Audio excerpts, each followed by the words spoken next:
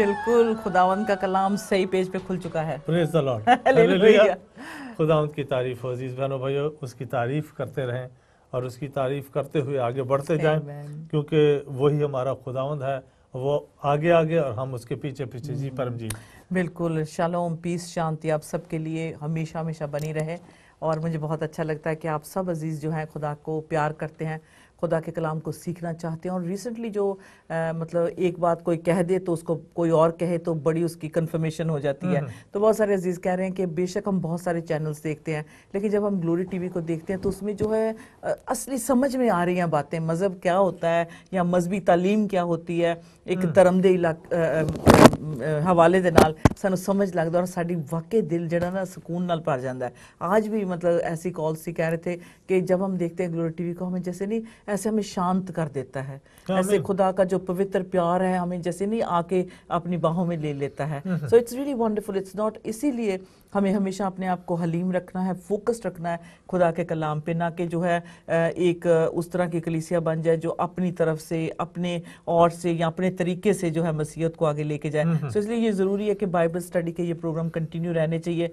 और ख़ास तौर पे जब कि ये 2014 ख़त्म होने वाला है, हमारी और हमारी टीम की पूरी कोशिश है कि इसमें जो है कलीसिया के जो ख़त लिखे गए, ख़ास तौर पे जो एशिया माइनर चर्चेस के हवाले से जो है उनको सीख लें कि कुछ मतलब ऐसा ना हो कि 2015 में जाके हम जो हमने गलतियां की हैं या जिस तरीके से हमने खुदा को नहीं फॉलो किया यीशु को, 2015 में ज़रा थोड़ा सा इम्प्रूवमेंट हो जाए। तो मैं समझती हूँ ये जो कलीसिया को लिखे गए ख़त सरफराज मुझे और आपको हेल्प करते हैं, और श्योर ऑफ कोर्स हमारे व्यूअर्स को, and that's the reason we get such positive feedback on this programmes.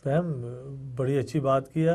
और खास बात ये मैं चंगिया गल्लां करनी ना कदी कदी अच्छे शख्सों के पास बैठोगे तो अच्छी बातें करोगे। हमेशा खुदावंद खुद कहता है कि अच्छे लोगों के यानी पाक लोगों के साथ बैठा जाए, अच्छे लोग, अच्छी सोच वाले लोग, और जो खुदावंद में ईमानदारों के साथ आपकी रफाकत होनी चाहिए। तो ज़रूर है कि अच्छी बातें सीखेंगे। तो कलीसिया की बात करते हुए चलते हैं। जैसे कि आपने कहा कि 7 कलीसियाओं में, और हमें ये पता चलता है कि 7 कलीसियाओं को जो ख़त लिखे गए उनका एक ख़ास जो मतलब है ये कि खुदावंद यीशु मसीह का उनकी कलीसिया के अंदर होना बहुत ज़रूरी है। और वो खुदावंद जो 7 चिरागदान थे उनमें यूहन्ना आरफ को ये दिखाया कि खुदावंद यीशु मसीह उन 7 कलीसियाओं में चलते फिरते, चिरागदानों में चलते फिरते। तो इसलिए सबसे पहले तो खुदावंद यीशु मसीह का प्यार हमारे साथ ऐसा है और कलीसिया के साथ ऐसा है कि वो कलीसिया में है और कलीसिया में रहकर कलीसिया को वो बातें बताना चाहते हैं जो उनके अप्रिशिएट भी कर रहे हैं, जो कमियां हैं वो भी हैं, और जो उनको ठीक करने के लिए तंबीह की गई है वो भी ख़तों में अजीज़ों लिख दी गई है। तो इसलिए ख़तों को पढ़ना जो 7 कलीसियाओं को लिखे गए बहुत ज़रूरी है, और उन कलीसियाओं के मुतालिक भी पढ़ना इससे भी ज़रूरी है, क्योंकि पैम जैसे कहा कि मसीहत एक ऐसा मज़हब है, ये बहुत बड़ा एक गुलदस्ता है। जी बिल्कुल। इसमें से कोई एक फूल उठा के अपने कॉलर में लगा ले तो कोई फ़र्क नहीं पड़ता, फिर भी मसीहत का काम होगा। कोई फूल, कोई कली उठा के अपने गले में डाल ले तो कोई फ़र्क नहीं पड़ता, क्योंकि बहुत बड़ा गुलदस्ता है। तो इसमें से ये हिस्ट्री है, तो ये हिस्ट्री में से जो मज़ाहब हैं वो लेते हैं और फ़ायदा उठाते हैं। तो हर जो जैसे आपको टेलीफोन आते हैं कि हमने कभी ऐसी बात नहीं सुनी थी, हम बड़ा प्यार करते हैं। तो चलते हैं आज कलीसिया का प्रोग्राम लेके। तो आज कौन सी कलीसिया की तरफ बढ़ते हैं? ये है the letter to the church in Thyatira. Thyatira की जो कलीसिया थी, सबसे पहले तो इनको बहुत बड़ा ख़त लिखा गया। हालांकि ये बहुत ही प्यार करने वाली थी, फजल था इन पे, मसीही फजल था, यूनिटी थी, मोहब्बत भी थी, एक दूसरे को बर्दाश्त भी करते थे। तो थाइटेरिया की जो कलीसिया थी, अगर हमारे पास एशिया माइनर का जो मैप आ जाए, यानी कि चर्चिस का जो मैप आ जाए, तो उस पर हम देख सकते हैं कि थाइटेरिया जो उन 7 कलीसिया में से एक कलीसिया थी, और फेलोशिप रखते थे, ईमानदार थे, वफादार थे, कोई इतनी दूरी पे भी नहीं रहते थे, दूसरी कलीसियाओं से कोई इतना हटके भी नहीं थे। लेकिन आज हम देखेंगे कि खुदा ने इतना सख्त ख़त और इतने सख्त अल्फाज थाइटेरिया की कलीसिया के लिए क्यों कहे।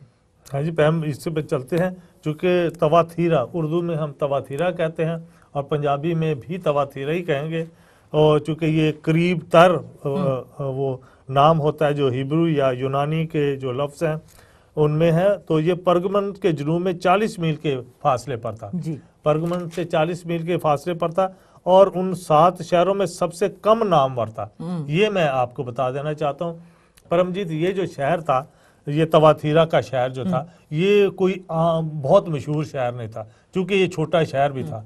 और इसमें इस शहर की सबसे बड़ी जो मशहूरी थी, मशहूर इसलिए था कि वो कारीगर बड़े थे, कि रंग करने वाले रंग करने वाले कहलाते थे, यानी जो कपड़ों को रंग चढ़ाते हैं, डाई करते हैं, हाँ रंग चढ़ाया करते थे।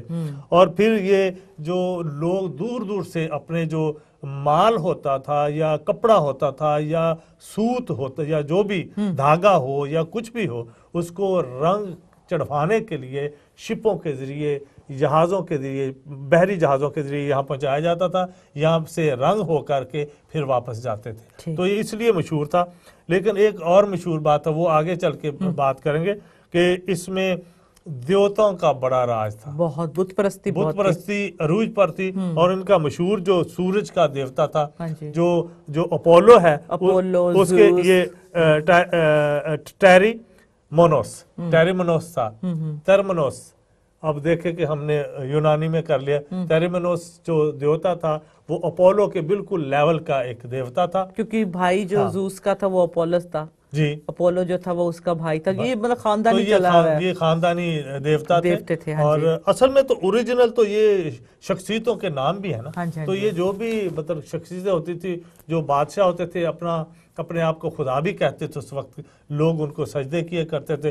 तो ये इसकी शहर की थोड़ी सी हिस्ट्री है कि रंग करने में ये मास्टर थे, लेकिन छोटी सी कलीसिया थी, सॉरी छोटा सा, ये कोई बड़ा मशहूर शहर नहीं था। लेकिन आगे हम चलते हैं कलीसिया की तरफ, कि तवाथीरा की कलीसिया क्या थी। जी बिल्कुल, बहुत अच्छा आपने इसकी बैकग्राउंड बताया है। ये भी बहुत जानना जरूरी है। जब हम मुकाशवा की यानी कि बुक ऑफ रेवलेशन के पेजेस को खोलते हैं तो सबसे पहले हमें इंट्रोडक्शन मिलता है खुदावंद का, जो हमारा होली हेवनली वॉरियर है, लॉर्ड जीसस है, वो खुद इसका जो है इंट्रोडक्शन करवाते हैं। क्यों करवाते हैं? क्योंकि वो अपने लोगों को तैयार करना चाहते हैं कि वो अपने दुश्मन पे फतह पाएं, अपनी कमजोरियों पे वो फतह पाएं। तो जो है कि जो खुदा का रूह कलीसियाओं से कह रहा है इस खत के जरिए, खुदा चाहते हैं कि हम इसे समझे। ईच लेटर जो लिखा गया है वो हर पर्टिकुलर चर्च को लिखा गया है। जैसे हमने पहले 3 चर्चेस को कवर कर लिया था, अगर थोड़ा सा रिकैप करें तो पहली थी एफेसस की, दूसरी स्मरना की थी। स्मरना की कलीसिया से मुझे प्यार हो गया है, मैं इनको ना क्रिसमस गिफ्ट भेजने वाली हूँ। स्मरना की कलीसिया, फिर उसके बाद क्या था, परगमन की कलीसिया थी, और इसके बाद जो चौथी कलीसिया थाइटीरिया की कलीसिया, जिसे क्या कहा उर्दू में, तवातीर की थवातीरा, ओके, थायाटीरिया भी, दायाटीरिया भी इसे कहते हैं, थाइटीरिया कहते हैं, ठीक है। तो इसको देखने के लिए जो है वेरी स्ट्रॉन्ग जो अल्फाज इस्तेमाल हुए हैं इस चर्च के लिए, इन लोगों के लिए जो चर्च थी उसमें। और ये जो खत लिखा गया, खुदा का रूह चाहता है कि ये 7 कलीसियां को जो खत लिखे गए हैं उनको देखकर उनमें क्या कमी है, उनमें क्या अच्छाई है, सबको हाईलाइट करता है। तो इसको देखने के लिए the book of revelation chapter 3 I believe को देखेंगे, और यहाँ ये खत लिखने के लिए कहा गया, I'm sorry, चैप्टर 2 वर्स 18। हाँ जी, पहली जो वर्स इसकी जो खुदा ने कलाम किया डायरेक्टली, वो 18वीं वर्स है। आप मुकाशवा की किताब में आप चलते हैं, जो कलीसियों का जो बाब है, और उसमें 18वीं आयत पढ़, जी पढ़ूं मैं? हाँ, क्योंकि ये बहुत इफेक्टिव है इसको पढ़ना, क्योंकि ये ऐसा खाता है जो हर ईमानदार के सामने खोल दिया गया है कि हर विश्वासी जो है चर्च का मेंबर है, बेशक वो खादिम है। एंजल का मतलब फिर से क्लियर कर देते हैं, हिब्रू में angel, write to the angel जब कहते हैं, जब कहा खुदावंद ने कि इस फलानी कलीसिया को या थाइटीरिया के कलीसिया के फरिश्ते को, फरिश्ते से मुराद है जो उसका लीडर है, जो उसका हेड है, जो बिशप है उस चर्च का या उसका पास्टर है। लेकिन अब ये जो खत है मेरे और आपके लिए जो विश्वास रखते हैं, ईमान रखते हैं खुदावंद पे, उनके लिए ये खुला हुआ खत है। तो क्या खुदावंद जी हम इस चर्च से आज हमें सिखाना चाहते हैं, क्या लेसन, क्या की पॉइंट्स हैं, क्या इस खत की खूबसूरती है या क्या इसकी बुराई है कि ये मसीहों को पढ़ना ज़रूरी है? जी ज़रूर पैम, पहले तो ये जब 18वीं आयत पढ़ते हैं तो पहले तो इंट्रोडक्शन खुदावंद ये सबसे, जैसे कि आपने फरमाया कि खुदावंद अपना आप, जो उनका इंट्रोडक्शन है वो खुद क्या है, और इस कलीसिया को जो बदी में मुब्तला भी है, ईमान में भी है और थोड़ी सी बदी में भी जा रही है, बुत परस्ती में भी दिलचस्पी रखती है, तो इसमें खुदावंद अपना जो उनकी सफ़ात है, जो उनका करैक्टर है खुदावंद यीशु मसीह, सबसे पहले वो उनके लिए बयान करते हैं कि ताकि हमें ये पता लगे जो हमारा खुदावंद है वो कोई छोटा खुदा नहीं है। अंडरस्टैंड? जैसे आपने कहा कि यहाँ मैं 18वीं आयत को मैं तलावत करूँगा, अजीज़ बहनों भाइयों, मैं पढ़ूँगा मुकाशफा की किताब उसका 2 बाब उसकी 18 आयत।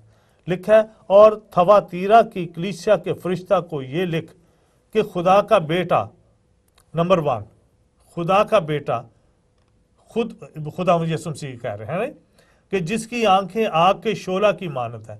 दूसरा उनकी सिफात जो सिफ्त है उसकी, जिसकी आंखें आग के शोला की मानत और पाँव खालिस पीतल की मानत है, ये फरमाता है। तो ये 3 जो उनकी सिफात हैं अपनी, उनके जो उनके अंदर पाई जाती खुदा यीशु मसीह, वो खुद कहते हैं कि ये जो आपका जो लीडर है या आपका जो खादम है कलीसिया का, उसको लिख दे, फरिश्ता को कहते हैं कि लिख के उसको दे दे कि कौन कह रहा है, खुदा का बेटा जिसकी आंखें आग के शोला की मानत और पाँव पीतल की मानद है, ये फरमाता है। तो ये 18वीं आयत से खुदा यीशु मसीह अपने आप जो है इंट्रोड्यूस अपने आप को करवाते हैं और एक ऐसी बात बताते हैं ताकि कलीसिया जान ले कि ये हमारा जो खुदावंद है, खुदावंद यीशु मसीह है, जिसको हम मान रहे हैं, वो कोई छोटा शख्स नहीं है।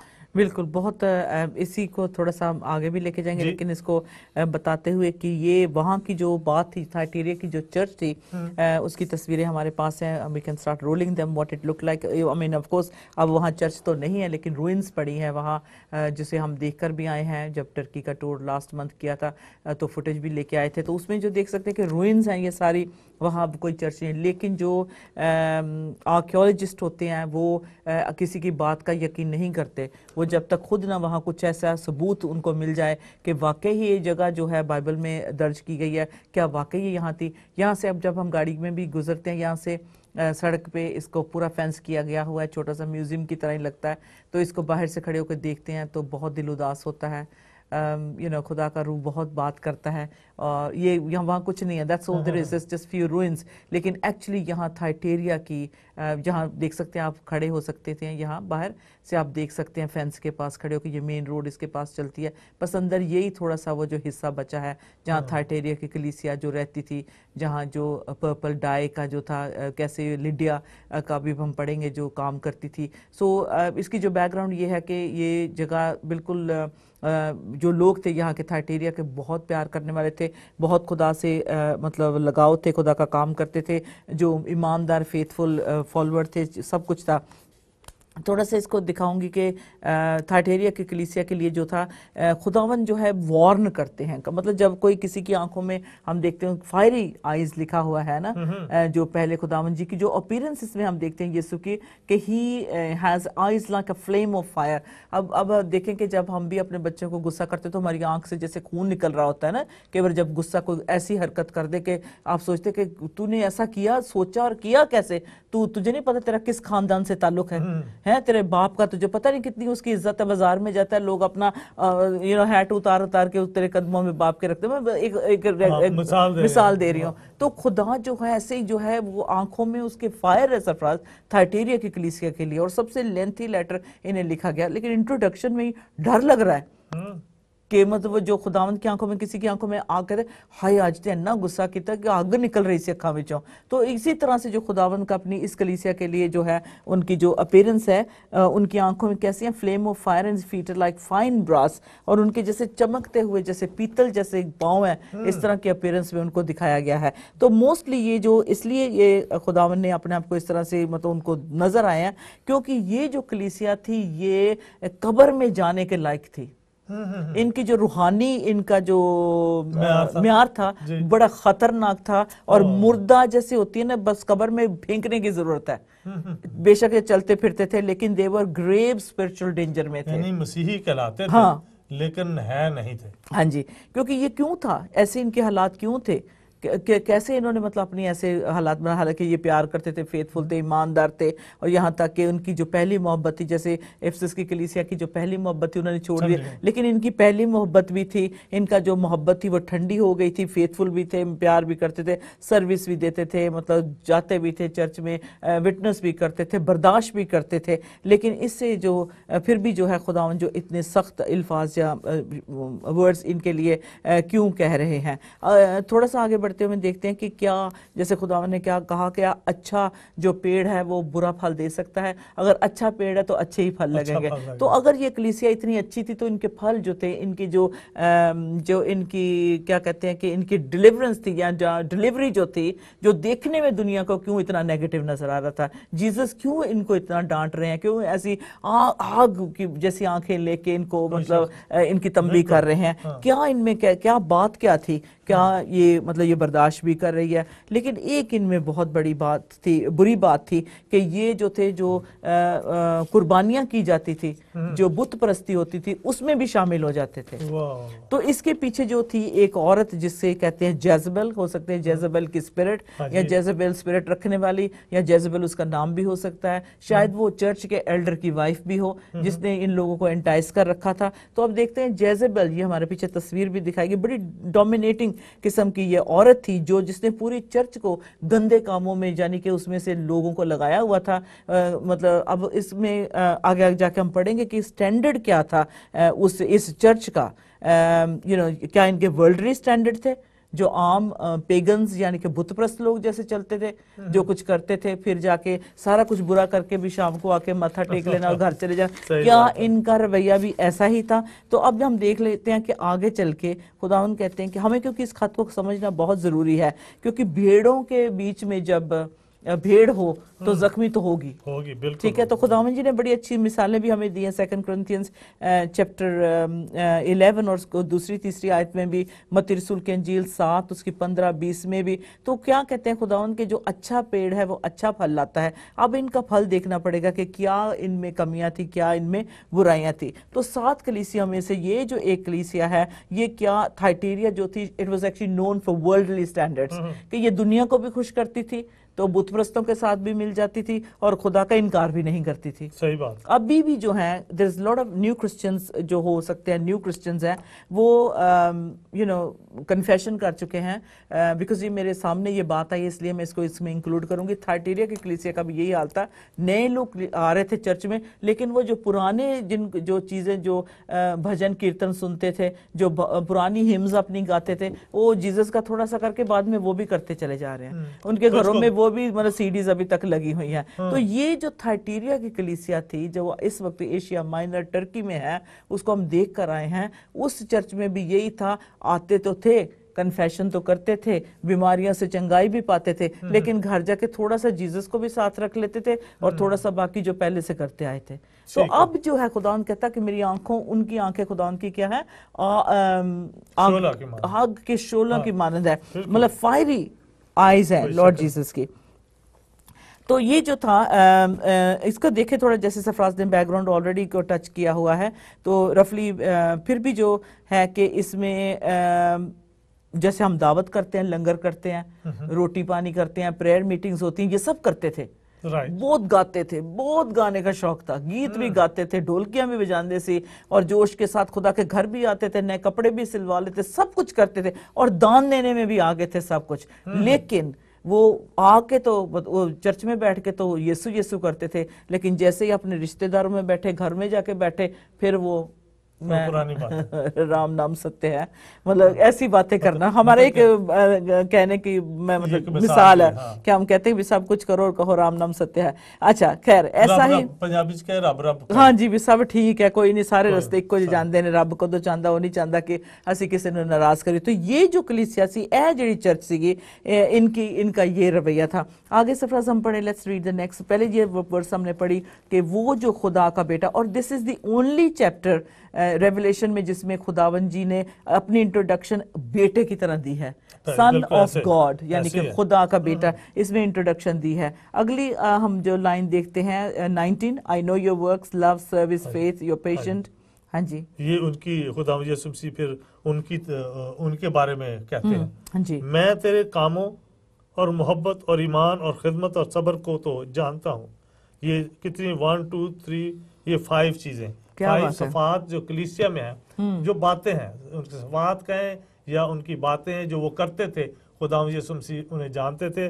खुदा यीशु मसीह फरमाते हैं 19वीं आयत में, मैं तेरे कामों और मोहब्बत और ईमान और खिदमत और सब्र को तो जानता हूँ, और ये भी कि तेरे पिछले काम पहले कामों से ज्यादा है। ठीक है, सो ये तारीफ। अच्छा, इसकी ये तारीफ। फिर अगली लाइन हम पढ़ते हैं। हाँ जी, 19 की आप 20 पढ़े आप। 20 पढ़ते हैं। हाँ जी, 20वीं आयत है, पर मुझे तुझसे ये शिकायत है कि तूने इस औरत एजेबल को रहने दिया है, जो अपने आप को नबिया कहती है और मेरे बंदों को हरामकारी करने और बुतों की कुर्बानियां खाने की तालीम देकर गुमराह करती है। हाँ। and I gave her time to repent of her sexual immorality हाँ। and she did not repent. So सबसे पहले देखते हैं कि ये जेज़ेबेल कौन है।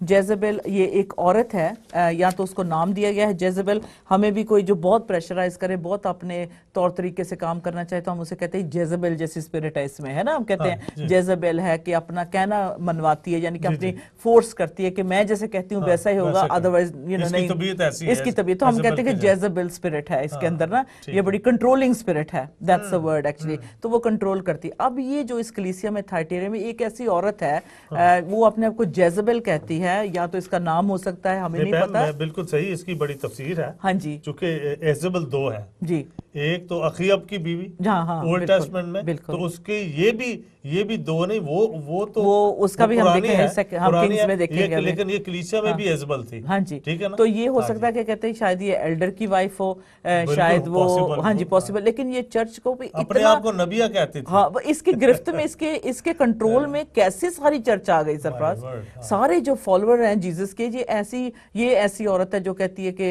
हराम क्या करें, हरामकारी करो, जिसम मैं इसने थोड़ी हेवन पे जाना है। हाँ, ये बिल्कुल ऐसी है ना, तालीम कहती थी, थी, इसकी तालीम थी कि बेशक अगर कोई शादीशुदा है, जैसे मर्जी सोए दूसरे औरतों मर्दों के साथ, कोई बात नहीं, आपके जिस्म को कोई फर्क नहीं पड़ना, जो मर्जी काम कर, जिस्म इधर रहना है, रूह ऊपर जाना है। तो ये जो थी बुरे काम करवाती थी जेज़ेबेल, ये अबलीसी तालीम थी। हाँ, और खुदावंद अब कहते हैं तुम जेज़ेबेल की तालीम को, उसकी बातों को कैसे टॉलरेट करते हो, तुम कैसे इस बात को मतलब जो है एक्सेप्ट करते हो। और ये जो थी एक्चुअली, जो जेज़ेबेल थी, ये ज़ूस, जिसकी आपको बहुत बार तस्वीर दिखाई है, ज़ूस जो गॉडेस था, उसका भाई अपोलो जो था, ये उसको फोर्स करती थी कि जो मसीही लोग हैं वो उसकी पूजा करें, उसकी पूजा, और कहती थी और किसी की नहीं, फाइनल सिर्फ अपोलो की, ज़ूस की पूजा होगी, अदरवाइज किसी की नहीं। I mean, how can you are a Christian, तो चर्च में है और अपने आप को नबिया कह रही है।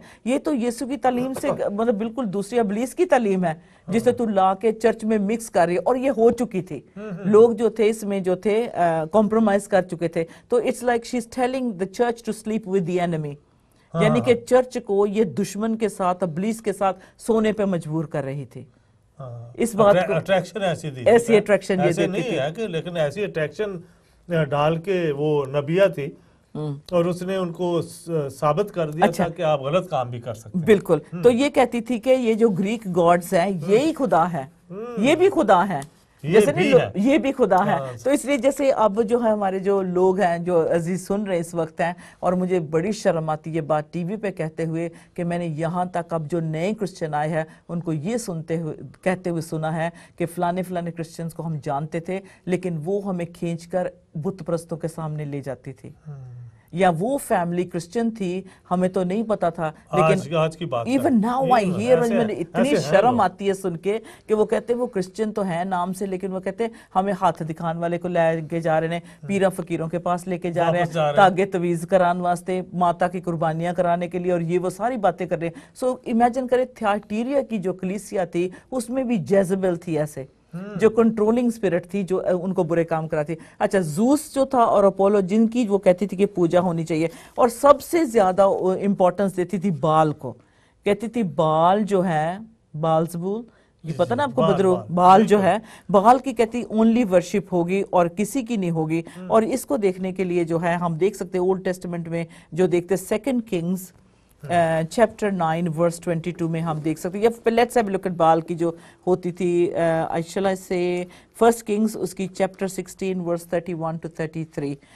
बाल की अगर हमें कोई मिले तो स्क्रिप्चर BAAL बाल आपने कौन सा बाल, अगर आगे बाइबल लिखे तो शायद कोई उसकी तस्वीर आ जाए, वी बाल विल की गेट एन जरूर आइडिया। आएगी। हाँ जी, first Kings chapter 16 verse 31 to 33। बिल्कुल, पढ़ते अच्छा, हैं ये जो जेजबल स्पिरिट जो है, जेजबल स्पिरिट कहते हैं, ये एक्चुअली थाइटीरिया में जो औरत थी अपने आप को नबिया कहती, शी कॉल्ड हरसेल्फ अ प्रोफेटिस। और वो जो खुदा के खादिम थे, जो क्रिश्चियन थे, उनको कहती थी सेक्सुअल इमोरलिटी और जो सेक्रीफाइस जो बुतों के सामने कुर्बानियां दी जाती थी जो था।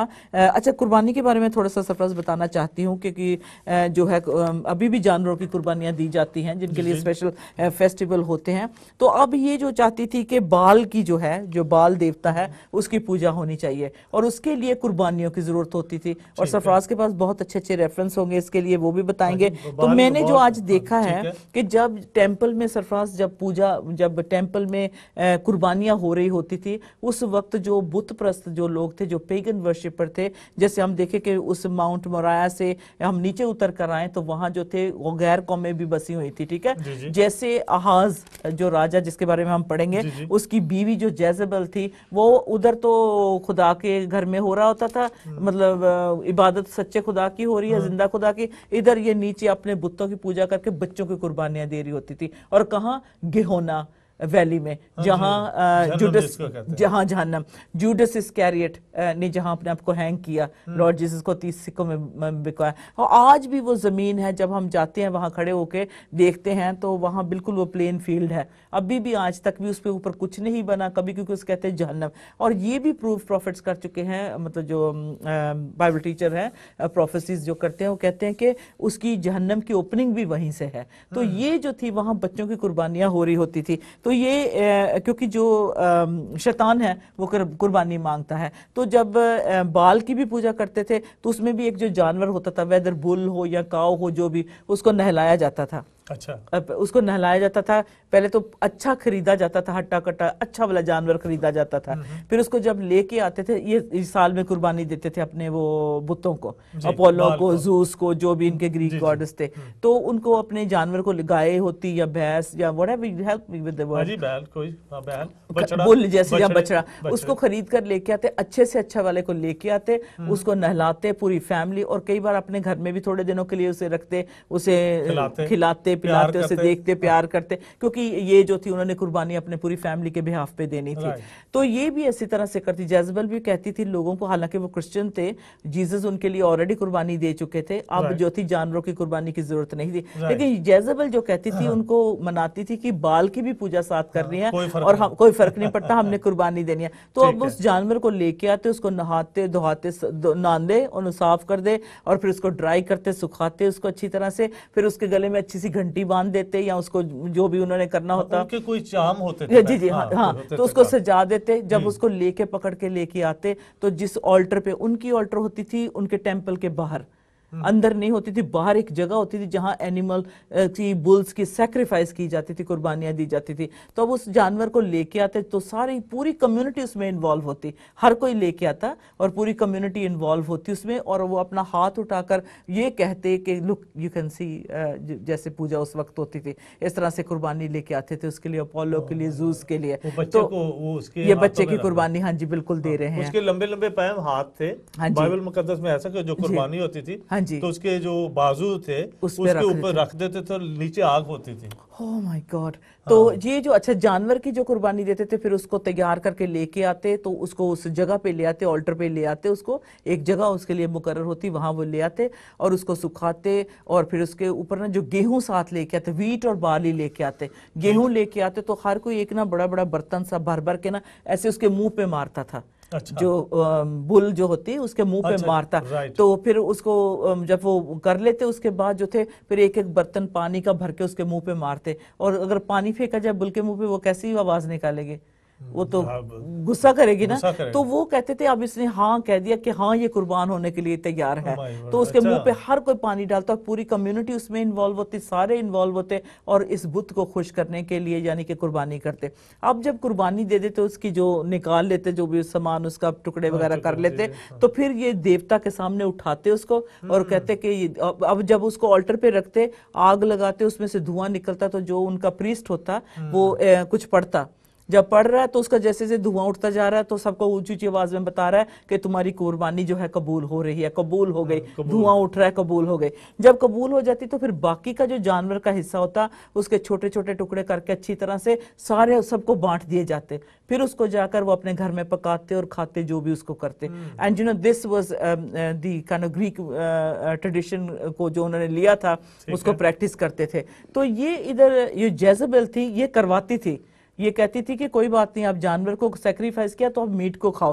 और बहुत सारे लोग हैं कुर्बानी किसी, जब उनको पता हो कि किसी और चीज के लिए कुर्बानी दी गई है तो उसका मीट का नहीं, हम नहीं पार्टिसिपेट कर सकते, हम नहीं उसे ले सकते, बाइबल में मना करते हैं। तो हम जो किसी भी किस्म का कुर्बानी का जो गोश्त है नहीं खा सकते किसी को, क्योंकि हम जिंदा खुदा की इबादत करते हैं, हम नहीं खा सकते। और थोड़ी देर के लिए अगर आप सोचें कि अगर आपने ऐसी हरकत की है, आपसे ऐसे हो गया है कि किसी ने आपको कुर्बानी का, मसीहों को कह रही हूँ कि क्रिश्चियंस को, अगर आपने कुर्बानी का मीट लिया है और उसे खाया है, आपको रिपेंट करने की जरूरत है, आपको तौबा करने की जरूरत है, क्योंकि आपने खुदा का इनकार किया है। क्योंकि जब मसीहों के लिए कह रही हूँ, मसीहों के लिए कुर्बानी देना खत्म है, क्योंकि हमें हम कुर्बानी देते ही नहीं है, तो जारी बात है जब हम कुर्बानी पे बिलीव ही नहीं करते, चूंकि एक ही कुर्बानी हमारे लिए हो चुकी है, एक ही दफा हो गई है और वो भी किसी जानवर की नहीं। उसके बाद हमें किसी भी कुर्बानी से गोश्त खाने के लिए या कुछ किसी तरीके से खाना किसी टाइप का भी हो, लेकिन वो किसी इबादत का हो, तो मसीहों के लिए खाना मना है। तो अगर किसी ने ऐसा किया है तो उसे खुदा से माफी मांगने की जरूरत है और आइंदा ऐसी हरकत नहीं आप करें तो बहुत अच्छा होगा। तो ये जो जेजबेल जो थी, स्पिरिट जो थी, ये ऐसा ही करती थी, ये फोर्स करती थी उनको और उनको कहती थी ये जो कुर्बानी का जो मीट है इसे खाओ, गोश्त को खाओ, तुम्हें कुछ नहीं होने लगा। लेकिन जो लोग मना करते थे ऑफकोर्स उनको सजा मिलती थी, सरफराज, उनको मार दिया जाता था। अब ये कुर्बानी उस जैसे मैंने बताया कि उधर हैकल में खुदा की इबादत हो रही है, यहाँ ये जो है बुत प्रस्ती हो रही है। और इसराइल का बादशाह अखयब, हाँ जी, हाँ जी, जब आपने कहा ना पहला सलातीन और उसमें जो 29 जो वर्स है 29 उसका जो थोड़ा सा एजेबल के मुतालिक पढ़ा है, आप पढ़े जी। फर्स्ट किंग चैप्टर हमारे पास है 16 उसकी वर्स 29। गौर से सुने अजीज बहनों भाइयों, मसीहों के लिए, मेरे लिए और ख़ास तौर पे जो इस वक्त कलाम मुकद्दस को ओल्ड टेस्टमेंट से पढ़ रहे हैं, और खुदा कैसा गयूर खुदा है। और शाह यहूदा आसा बादशाह का नाम है, और शाह यहूदा आसा के 38वें साल से उमरी का बेटा अखयब इसराइल पर सल्तनत करने लगा। और उमरी के बेटे अखयब ने सामरिया में इसराइल पर 22 बरस सल्तनत की। और उमरी के बेटे अखयब ने जितने उससे पहले हुए थे उन सबों से ज्यादा खुदावंद की नजर में बदी की। अखयब ने इसराइल का बादशाह था, क्योंकि आगे सुनने वाली बात, और गोया नबात के बेटे यरबाम के गुनाहों की रवश इख्तियार करना उसके लिए एक हल्की सी बात थी। यानी यरबाम का जो वो भी करता था उसकी बिल्कुल नकल करके उसने उसको अपनाया। सो उसने सैदानियों के बादशाह अतबाल की बेटी है, सैदानियों के बादशाह अतबाल की बेटी इजबल से ब्याह किया और जाकर बाल की परस्तिश करने और उसे सजा करने लगा। यहोवा खुदा का बेटा इसराइली होते हुए उसने इजबेल की यानी जो शादी की थी बाहर से बुत परस्त लड़की से, उसकी वजह से वो बाल को जाकर सजदा करने लगा। और बाल के मंदिर में जिसे उसने सामरिया में बनाया था उसने फिर मंदिर भी बना लिया जी, बिल्कुल ठीक है। बाल के लिए एक मज़बा तैयार किया, आगे तरक्की करता जाता है। और अखयब ने ये सीरत बनाई, ये सीरत होती है कि जहाँ चढ़ावे चढ़ाते हैं और यहाँ कोई पिलर रख दिया या कोई चीज़ रख दी और उस पर लोग अपनी चीज़ें रखते जाते, उसको ये सीरत कहते हैं, बनाई। और अखयब ने इसराइल के सब बादशाहों से ज़्यादा जो उससे पहले हुए थे खुदावंद इसराइल के खुदा को गुस्सा दिलाने के काम किए। उसके अय्याम में बैतेल हय्येल ने यरहू को तामीर किया। जब उसने उसकी बुनियाद डाली तो उसका पहलौठा बेटा इब्राम मरा, और जब उसके फाटक लगाए तो उसका सबसे छोटा बेटा सजूब मर गया। ये खुदावंद के कलाम के मुताबिक हुआ जो उसने नून के बेटे यशवा की मार्फत फरमाया था। तो इजबेल जो थी वो ब्याह इसराइली ले आया उसको, वो बाल नॉन क्रिश्चियन थी, नॉन मतलब जेंटाइल थी, जेंटाइल थी, हाँ, वो गैर कौम थी, यहूदी नहीं थी। हाँ जी। तो वो पहले से वो बुत परस्ती करती थी, और वो तो किंग अहब की जो बीवी बनी, तो उसने आके वो मजबा बनवा दिया। जी। अब हम इसको ये देखते हैं कि जब इलाइजा के वक्त का, हमारे पास इलाइजा के केव कल ही हमने विजिट किया था, तो देखते हैं कि जो इलाइजा नबी था, जब इसको पता चला कि ये खुदा के, ये ओल्ड टेस्टमेंट में आपको लेके जा रहे हैं, जेजबेल जो थी क्वीन थी, हाँ जी, ओल्ड टेस्टमेंट की दो जेजबेल है, अभी थाइटेरिया की बात करें, देखते हैं कि इनकी हरकतें कितनी सेम थी और सिमिलर तरीके से खुदा के लोगों के खिलाफ ना वो सोच ले लेते हैं। कोई भी नया आदमी आए ना, कोई रेवोल्यूशनरी बंदा है, तो पुरानी कोई बात को लेके कोई नया का, कई अच्छे लोग हैं, अच्छी बातों को ले लेते हैं। ये लोग अगर सफरस कमजोर होंगे तो किसी को मतलब हावी आने देंगे ना, कोई उल्टी सीधी तालीम लेके आएंगे। ये चूंकि सामरिया का इलाका है, जी, सामरिया का इलाका असीर थे, हाँ। असीर थे, बादशाहों ने यहाँ आके के दूसरी कौमों को बसा दिया था। और उसकी जो वजह थी, वो जो लड़की उसको मिल गई इजबेल, शादी उससे हो गई। तो ये अच्छा थोड़ा सा देखते हैं कि can you look at 1 Kings chapter 16 verse 31 to 33।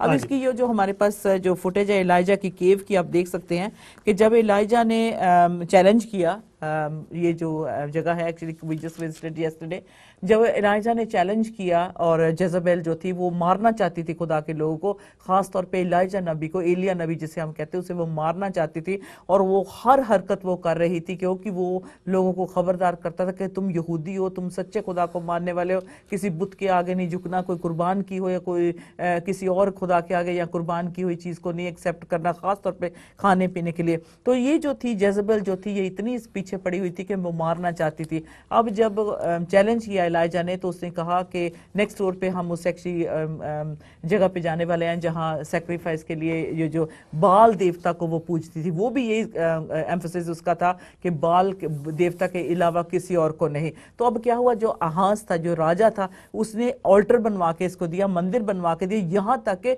इसने अपने बेटों की कुर्बानियां वहां की। बड़ी बात है। इसने राजे ने अपने बेटों की, अच्छा ये जो इलाइजा की केव देख सकते हैं कि यहाँ फिर उसने जब इलाइजा ने चैलेंज किया क्वीन को, अब जो थी वहां की बदकार औरत थी, उसको कहा कि अच्छा ठीक है, उसके 400 जो थे बाल देवता को पूजने वाले 400 प्रॉफिट्स थे उसके नबी थे, तो उसने जो था उसने चैलेंज किया उसको और कहा, इलाइजा ने कहा अच्छा अगर तेरा खुदा सच्चा है तो आज ऐसा होगा, पहाड़ के ऊपर, माउंट कार्मेल के ऊपर जो है, पहाड़ के ऊपर जो है 2 मजबा बनाएंगे, एक ऑल्टर बनाएंगे, इस तरह से जो टेबल पत्थर का कहले लगाएंगे, उसके ऊपर लकड़ियां रखें, उसके ऊपर जो भी आपने कुर्बानी देनी है, जिस किसी जानवर की रखो, जो भी आपने करना है आप बुलाओ अपने खुदा को, अगर वो कबूल कर लेगा, कंज्यूम कर लेगा उस ऑफरिंग को या उस सैक्रिफाइस को, तो आपका खुदा सच्चा होगा।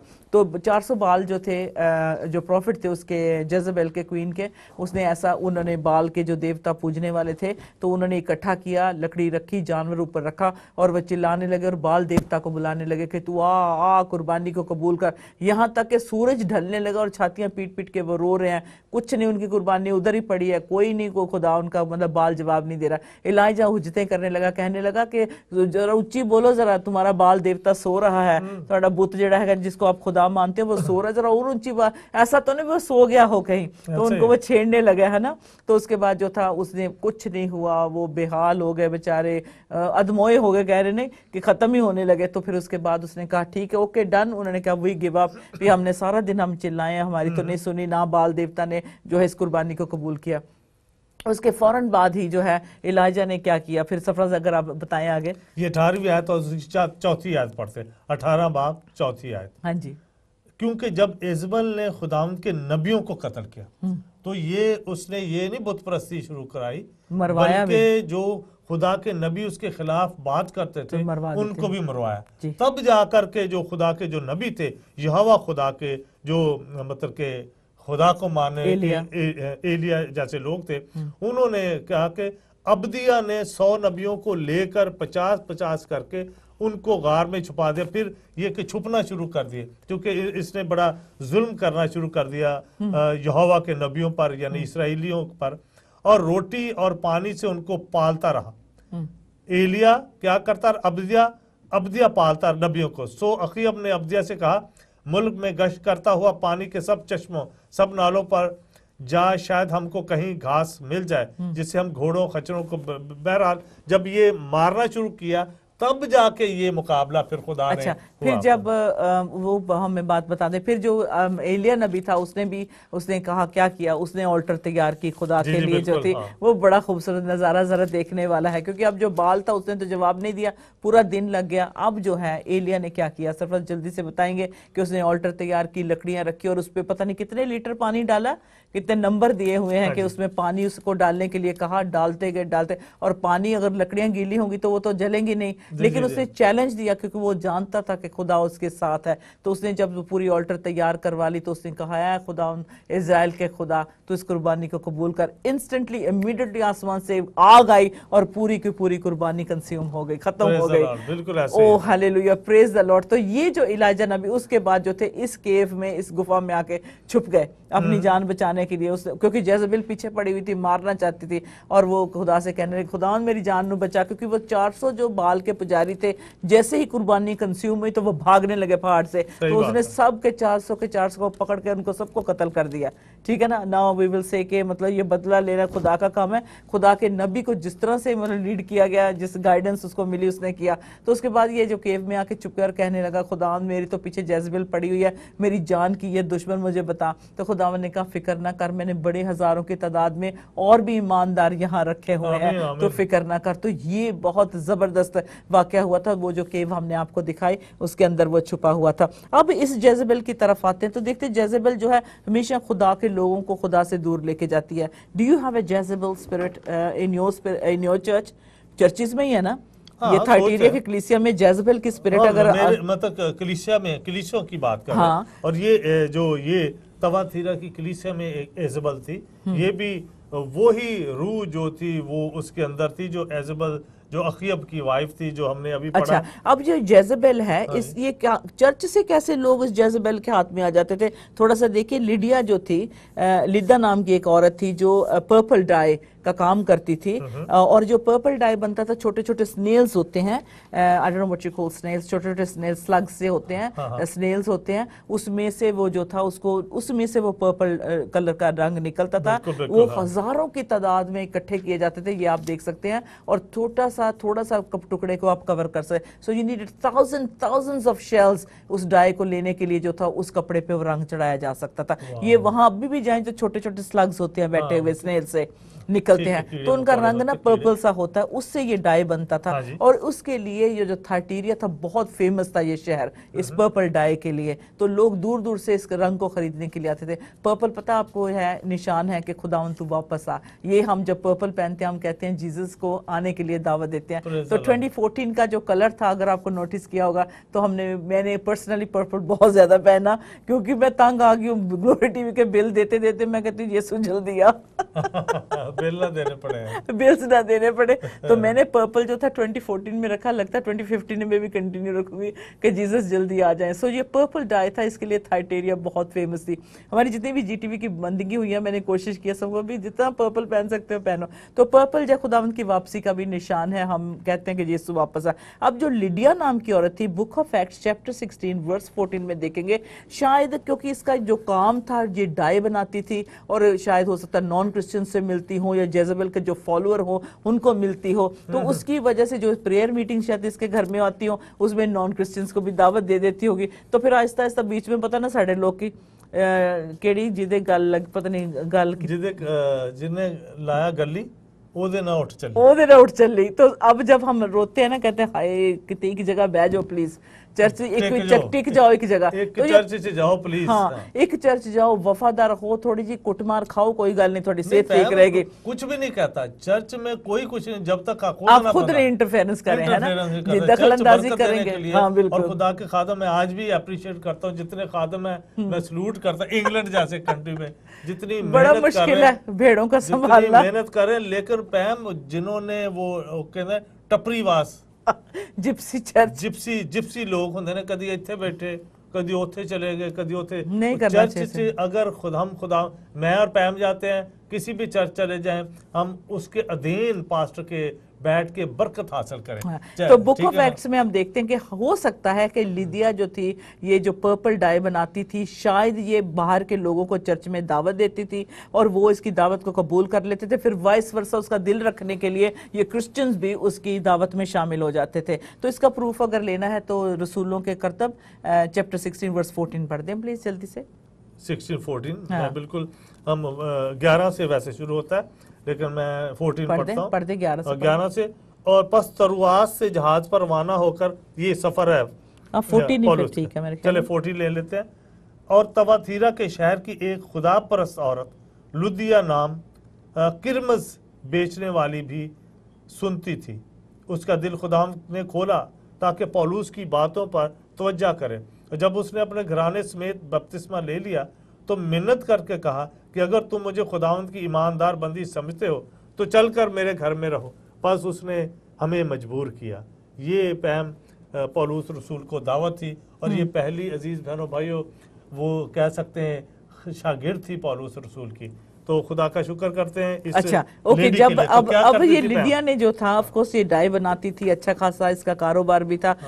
जब अपोस्टल पॉल ने इसको जो विटनेस किया, ऑफ कोर्स ये खुदा के पास आई थी, आपको पता है जो इसकी टेस्टमनी। हो सकता है कि इस औरत की वजह से, जो बहुत नेक औरत थी, खुदा से प्यार करती थी, जैसे हम कहते हैं कि खुदा का हुक्म है कि गैर कौमों को जो है कलाम सुनाओ, उनको खुदा के पास लेके आओ। तो जब वो आ जाते थे चर्च से ही अंदर, क्योंकि सरफराज जो चर्च को है ना अगर खत्म करना है, ये पहले भी मैं बात कह सकी हूं, अगर कमजोर करना है चर्च को तो वो बाहर से अटैक नहीं करेगा, अंदर से ही वो कमजोर होगी, क्योंकि मेंबर्स की वजह से। मेंबर्स जो हैं वो खुद गर्ज हो जाएंगे, वो यीशु को मानने की बजाय वो पास्टर में जो है कीड़े निकालने शुरू कर देंगे, और वो कलीसिया के मेंबर में जो है डिस्टर्बेंस, जो भी उनका जो काम है ना सीधा चल रहा है। हाँ। उसमें बस सॉरी टू से लफ्ज नहीं बोलना चाहिए, लेकिन मैं उसको नहीं कहता, उसमें मैं दखलंदाजी करते जाएंगे। चर्च के अंदर अच्छी तरीके से चल रहा है, असूलन चल रहा है, लेकिन कोई ना कोई अपनी सोच बीच में डालकर अगर आपने उनकी सोच को नहीं बदला,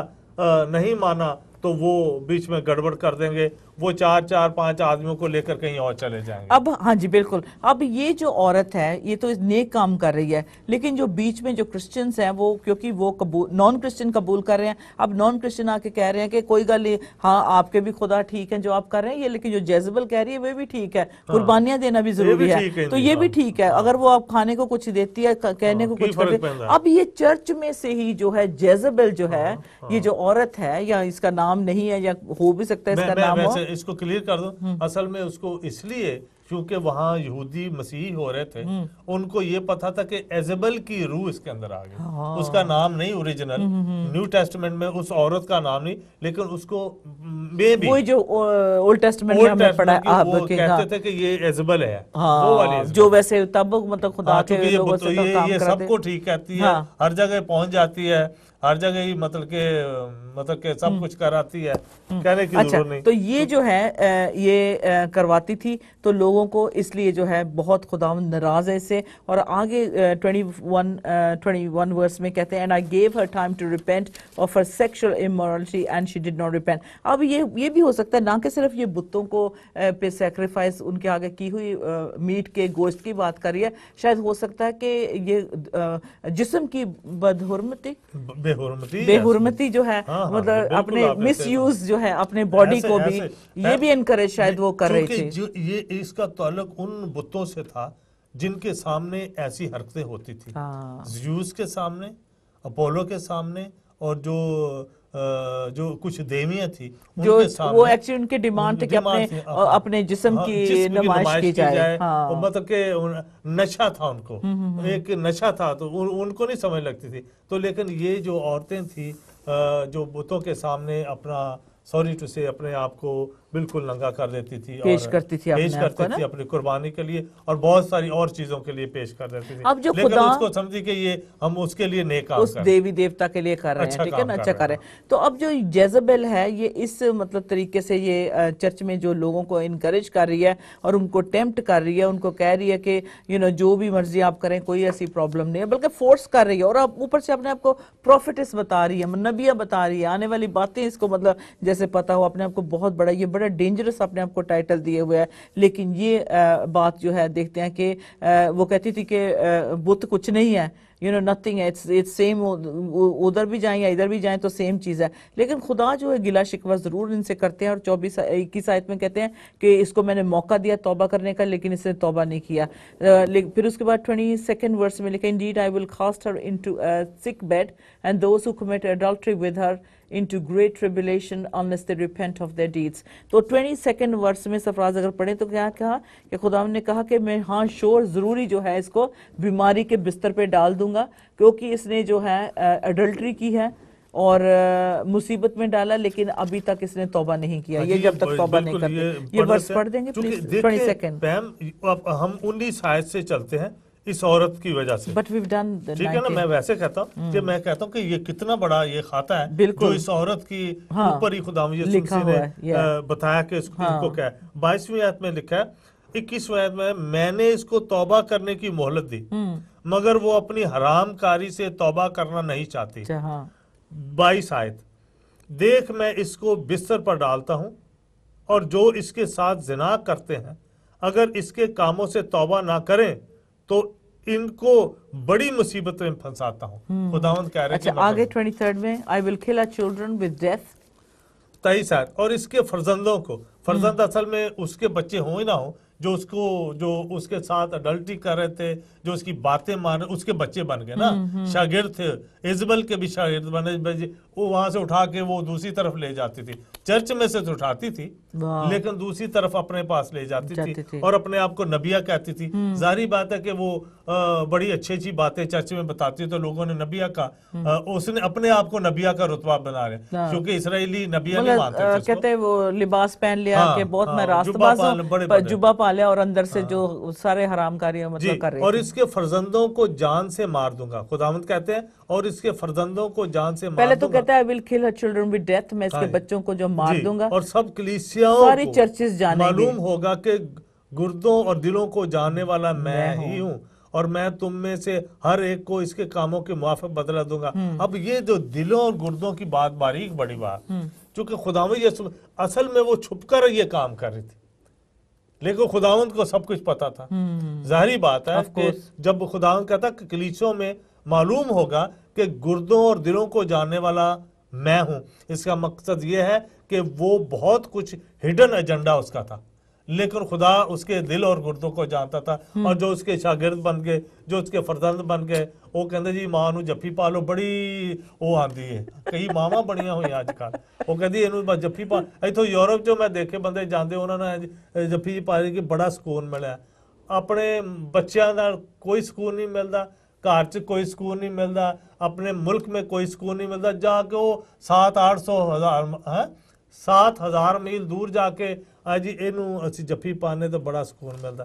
अजीज बहनों भाई, एक बार थे ना ये इंडिया का एक प्रोग्राम था जिसमें एक औरत थी, वो का माता कहती थी अपने आप को, लोग यहाँ से जाते थे और उसको हग करते थे, गोरे भी जाते थे, बस एक हग वो देती थी, वो कहते हाय मजा आ गया, बस सारे दुख हमारे दूर हो गए। वो बात सरफराज कर रहे हैं। अच्छा, वर्स 24 में लिखा, now to you I say and to the rest of Thyatira, as many as you do not have this doctrine, who have not known the depths of Satan, as they say, I will put on you no other burden. So इसमें पढ़ देंगे तो फिर थोड़ा सा इसको elaborate भी कर देते हैं। इसमें लिखा है 23 आयत में, फर्जंदों वाली बात है और उसको मैं बदला दूंगा, तो इसके कामों के मुआफिक बदला दूंगा। 24 आयत 2 बाब 24 आयत मुकाशफा, मगर तुम तवाथीरा के बाकी लोगों से जो इस तालीम को नहीं मानते और इन बातों से जिन्हें लोगों की शैतान की गहरी बातें कहते हैं ना वाकिफ हो, ये कहता हूं कि तुम पर और बोझ ना डालो।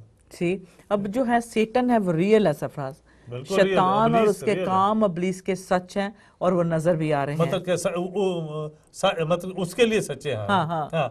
हम तो सच सच को बोलते हैं ना, Yeah. यानी वो ये सच है कि इब्लीस है हाँ और उसके काम भी हैं। हाँ, ये तो भी लेकिन सच खुदा है कहते हैं कि अगर तुम इब्लीसी काम समझते है। नहीं, क्योंकि हाँ। परगमन की जो कलीसिया थी उस पे जो एक्चुअली फिजिकली रेजिडेंस था शैतान का, और वो दो बहुत 1 घंटे की दूरी पे ही हो गए थे, 40 बहुत दूर मील थे, दूर 40 परगमन मील से। दूर थे। हाँ। तो इसलिए खुदा कहते हैं कि शैतान रियल है। अगर तुम नहीं सीखना जानना चाहते कि इन कुर्बानियों के पीछे और जिसको तुम मान रहे इसके पीछे कौन सी बदरू है, तुम नहीं जानना चाहते, तो मैं और बोझ तुम पे ना डालूंगा। You know he so gentle, he so loving, कि अगर तुम नहीं समझना चाहते तो फिर आपकी मर्जी, लेकिन मैं खबरदार खुदा करे। अगली आयत में सरफराज 25 में लिखा है, but hold fast what you have till I कम।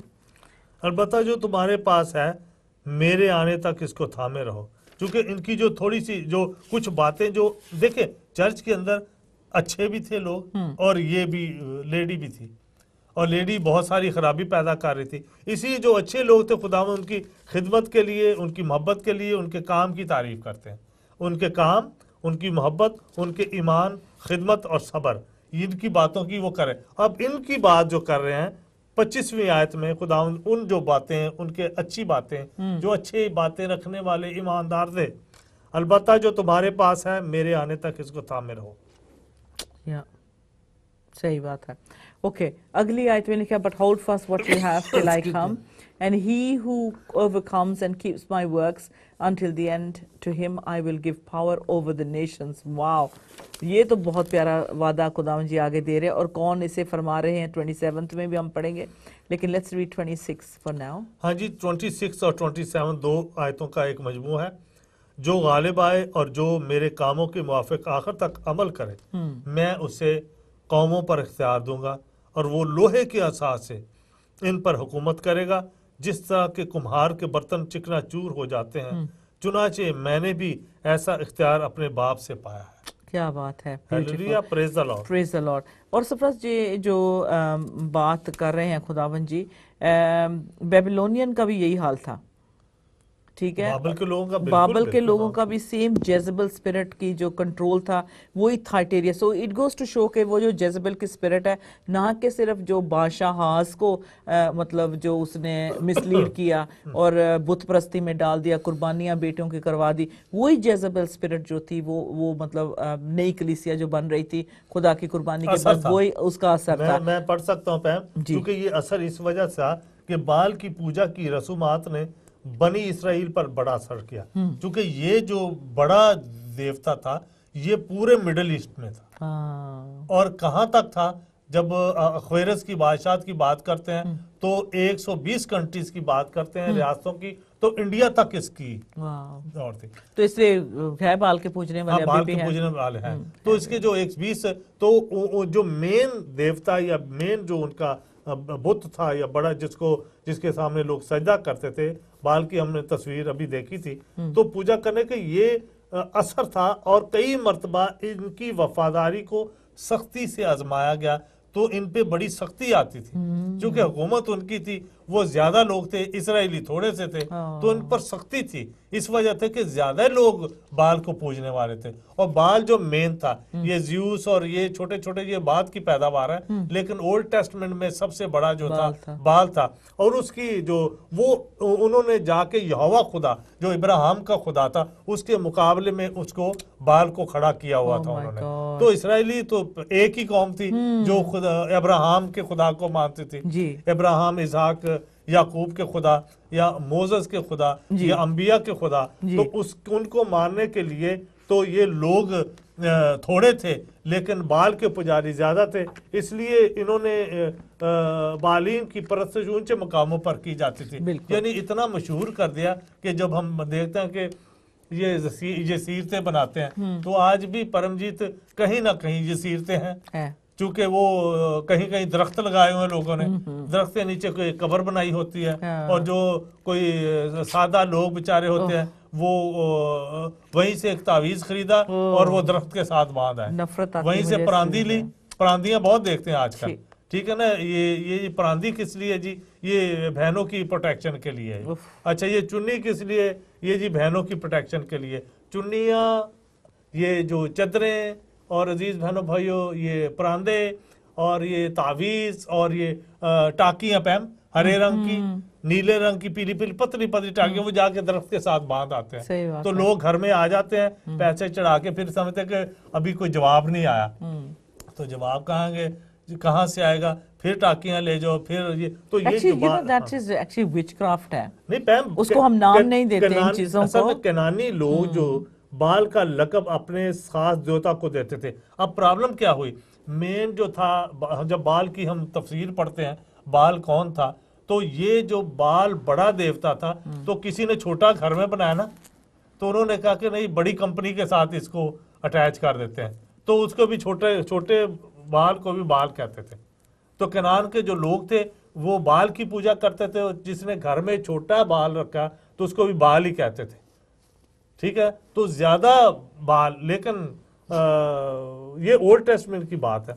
लेकिन वो जो सिलसिला सामरिया में आ गया, तो ये सामरिया के इलाके में ये बड़ा वो न्यू टेस्टमेंट में जो हम पढ़ते हैं, तो ये सारा इलाका। मैं जरा आपको एक इंटरेस्टिंग वर्स दूं, I've just come across it, second Kings chapter 9 verse 22 जो है बड़ी इंटरेस्टिंग है, जिसे मैंने अभी देखा, क्योंकि ये एक्चुअली विच क्राफ्ट है। ये जो धागे तवीज और ये सारा, इसको हम नाम नहीं देते हैं, ये एक्चुअली सारा शैतानी काम है। Second Kings chapter 9 verse 22। हाँ जी, मैं शुक्र करती हूँ कि मेरे ना पेरेंट्स ने हमें इतनी अच्छी शुरू से ही हमारी जो है परवरिश की है कि कभी they never allowed us to even imagine for a minute कि हम धागे तवीज़ों का सोचें भी, लेके उसे बांधना या रखना तो अलग बात है, लेकिन ये इतनी गंदी चीज है, ये इतनी खुदा के खिलाफ है, इसको विच क्राफ्ट कहते हैं। जो इसको प्रैक्टिस करते हैं उनकी इतनी बुरी सजा, और जो इन्हें पहनते हैं उसको तो और भी मतलब बुरी सजा है, सीधी जहन्नम की आग है। बाइबल की बात कर रहे हैं। 22 यस, दिस इज व्हाट ये वर्स में पढ़े अभी जरा जो खुदा को मानते हैं उनकी बात है। ये जेज़ेबेल स्पिरिट जो है क्या करवाती है लोगों से। अच्छा जी, 22 पढ़े, इसमें देखो कितना लिखा, नाउ इट हैपेंड व्हेन और यूराम ने याहू को देखकर कहा,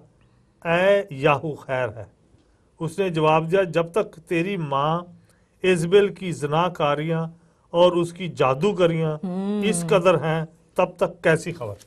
वो उसकी माँ को कोसता है कि जब तक तेरी माँ की जादूगरियां और तेरी माँ की इतना गंद डाला हुआ है उसने, तो खबर कौन सी अच्छी खबर की क्या बात करता है? कैसे शिफा या इत्मीनान हो सकता है। तब योराम ने बाग मोड़ी और भागा और अखजिया से कहा, ऐ अखजिया, फितना बपा है। फितना है, ये फितना है ना, यानी खुदा के लोगों में अगर कोई बाहर की चीज डाल दो तो वो फितना कहलाती है।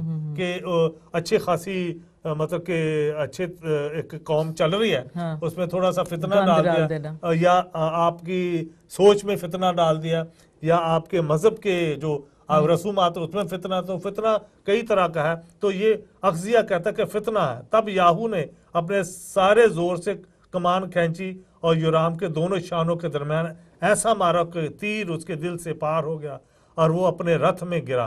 तब याहू ने तो ये तक कहता है कि अच्छी खबर कब हो सकती है, जब जेज़ेबेल जैसी बदरुएं काम करेंगी, जहाँ धागे तवीज़ कुर्बानियां। और अजीजों से जिस चर्च में इजबेल होगी, चर्च का सत्यानाश बिल्कुल। और जो दुनिया में जो जेज़ेबेल स्पिरिट है, इसका काम हम देख सकते हैं, ये जादू टूना करवाती है, ये धागे तवीज करवाती है, ये खुदा के लोगों से दूर जहन्नम की आग की तरफ लेके जाती है। तो ये जो जेज़ेबेल स्पिरिट है, ये कंट्रोलिंग स्पिरिट है। ये बेशक अपने आप को नबिया कहती है, वे अपने आप को बहुत कहती है कि मैंने बड़ा इल्म है ना, वो कहते हैं ना बड़ा इल्म है, मैं तो पढ़ नहीं, अगे पीछे ऊपर नीचे मुझे पूछो कि मैं सब बताऊंगी आपको। तो ये जेज़ेबेल जो स्पिरिट है, झूठी मकार और इतनी गंदी स्पिरिट है, फितना स्पिरिट, हाँ, जो है लोगों को मिसलीड करती है, मिसलीड करती है। फर्स्ट किंग्स सफराज पढ़ें chapter 16 verse 31 to 33, we're possibly in the closing moments, लेकिन बड़ी अच्छी बात है, क्योंकि जो हमारी बैकग्राउंड है, जिस तरीके से जिस थर्ड वर्ल्ड कंट्री से जो हम लोग आए हैं, ये धागे तवीज़ों में बहुत इसमें रखते हैं। इतने इंग्लैंड विच भी आके लोग पता नहीं 400-400 पाउंड देते हैं एक तवीज़ वास्ते, पैसे भेजते हैं, वहां से आते हैं जाते हैं, जो भी कुछ कर रहे हैं। वो क्या कहते हैं, जो कॉरियर्स होते हैं उनमें आते हैं, बड़े बड़े फर्स्ट क्लास में बंद के डब्बा करके। रिसेंटली आई हर्ड सफराज के किसी ने अपने हस्बैंड को कंट्रोल करने के लिए, और आई डोंट नो किसको कंट्रोल करने के लिए, मुर्दों की जो है एशेस भी मंगवाते हैं। ओह माय गॉड, ताकि वो ब्रेड में डाल के दे दें या चाय में मिला कर दे मिला के उनको दें। कैन यू खिलाएं। Imagine, I can believe it कि यहाँ तक भी जेजबेल की स्पिरिट देखो काम करती है। ये वही पुरानी लेकिन बाइबल है, ये है सारा वही है, फ्रॉड ही हो रहा है इसमें, कोई होता तो पर देखिए ना ये जेजबेल मैं तो स्पिरिट नहीं क्या कह करती है। अब खुदावन जो इसको डांट रहे हैं, खुदा की आंखों में खून है, खुदावन की आंखों में फायर फायर है, है। जब इसीलिए इसको देखना जरूरी। क्यों फायर है इस कलीसिया की तरफ या इन लोगों की तरफ जो है जो ऐसे कामों में पड़े हैं। खुदा सख्त नफरत करता है इन सारी बातों। ये विच क्राफ्ट है जिसे जो प्रैक्टिस करते हैं, यानी कि ये बदरुओं को, जो लूसीफर की बदरुएं, जो इब्लीस की बदरुएं, उनकी नॉलेज से लेकर जो है ये इंसानियत को तबाह कर रहे हैं। जी इब्लीस चाहता है कि खुदा जो वाहिद खुदा है उससे दूर हो उससे जाए। हट जाओ। हाँ। मैं जो जमीन पे है हाँ। वो ये कभी नहीं कहता कि मैं भी आसमान पे, नहीं, जिसको नहीं। वो धक्के दे के निकाल दिया। Yeah, और फिर good point. कुछ लोग ऐसे हैं कि इंसान हैं जो खुदा बनने की कोशिश करते हैं। लोग इंसानों को पूज रहे हैं, बिल्कुल बिल्कुल उनके बिल्कुल। नामों को पूज रहे हैं। और वो हालांकि वो सोच रहे हैं बड़ा जस्टिस कर रहे हैं, बहुत अच्छा काम बड़ा कर अच्छा रहे हैं, नेक काम कर रहे नेक हैं, काम ऐसा कर रहे नहीं हैं, है। लेकिन वो जो है वो बदरुएं और उनको चिपट जाती हैं और चिपक जाती हैं और उनको लपेट में ले लेती हैं। मुझे इतनी सख्त नफरत है धागे तवीज़ों से और इन गंदी घिनौनी आदतों से, शुरू से ही बचपन से। मैं समझती इसीलिए खुदा ने जो था मेरी आंखों को रोशन किया, मेरी रूह को बचा लिया, और जिसके वसीले से हम चाहते हैं इस बर्डन के साथ हम इस थाइटेरिया के कलीसिया के साथ जो मतलब हुआ और जो मजबूर कर रही थी उसको जेजबेल की स्पिरिट, आज भी आप में, आपके दायरे में, आपके घर में जेजबेल की स्पिरिट है तो उसे सिर्फ यीशु के नाम में ही रोका जा सकता है। We are going to read, we got little time on first Kings.